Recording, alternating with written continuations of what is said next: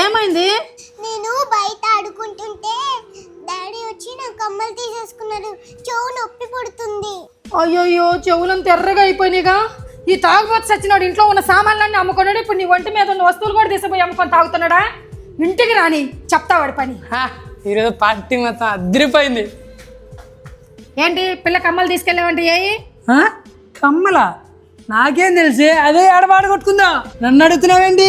చూడ చూడ జేబులో ఎందుకుంటే అవి ఎప్పుడో కొరిగించి నీ కడుపులో పోసి ఉంటావు. తీసుకెళ్ళలేదా? పిల్ల పడేసిందా? ఆగే, ఆ కమ్మలు నేనే అమ్మేసి నా ఫ్రెండ్స్కి పార్టీ ఇచ్చానే. ఏంటి పిల్ల చెవులు కమ్మలు తీసిపోయి ఫ్రెండ్స్కి పార్టీ ఇచ్చావా? ఇంట్లో కన్నబిడ్డలు కడుపు నిండా అన్నం పెట్టడానికి నీకు చేత కాదు, కానీ తన ఒంటి మీద సామాన్లు తీసిపోయి ఊర్లో వాళ్ళందరికి తాపడం మాత్రం బాగొచ్చు. ఏం కనుక చేశారని అందరికి పార్టీలు ఇస్తా కూర్చున్నావు? ఛీ, నీలాంటి తాగుబోతాడు కడుపును పుట్టడమే వాళ్ళు చేసుకున్న పాపం. ఇంట్లో పెళ్ళాం బిడ్డలు తిన్నారా లేదా అని చూసుకోకుండా ఇలా తాగుడికి బానిసలయ్యి వాళ్ళ జీవితమే కాకుండా వాళ్ళ ఫ్యామిలీ జీవితాలు కూడా నాశనం చేస్తున్నారు.